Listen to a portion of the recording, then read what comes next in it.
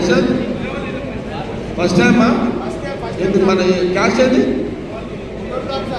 300 కాపా? BC నువ్వేనా?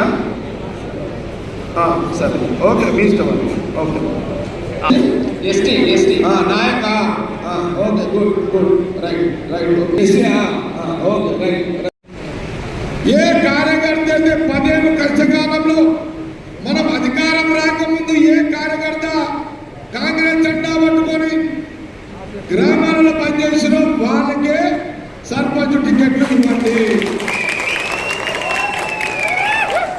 ఇది clear start. లేదు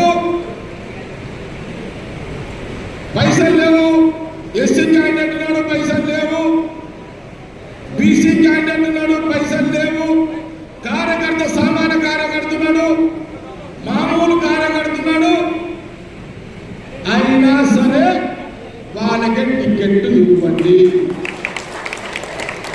పైసలు లేని సామాన్య కార్యకర్త ఉన్నా సరే అతనికే టికెట్ ఇవ్వండి.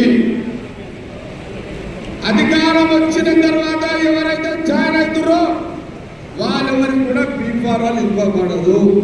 ఇది లైన్ పాటించుంటుంది. ఇప్పుడు అంజనేయులు కూడా ఎస్సీకి అయింది. ఎస్సీ క్యాండిడేట్లో డబ్బులు ఉండయి వాళ్ళ దగ్గర ఎందుకు ఉంటాయి? మామూలు కార్యకర్తున్నాడు పైసలు నువ్వు పెట్టాలి. ఎవరు పెట్టాలి? సందీప్ రెడ్డి పెట్టుకోవాలి పైసలు అంతే. జెండాలే రెడ్డిగా నువ్వు ఎట్లా పెట్టుకుంటావా? ఎస్సీ ఉన్నా బీసీ ఉన్నా నువ్వు పెట్టుకోవాలి. ఇది ఎస్సీ నువ్వు పెట్టుకోవాలి. ఎగ్జాంపుల్ చెప్తున్నా, సందీప్ రెడ్డి ఒక్కరికే కాదు, ఇది మీ అందరికీ వర్తిస్తుంది, నాయకులందరికీ, రామరెడ్డికైనా అందరికైనా వర్తిస్తుంది. ఇది గమనించుండదు.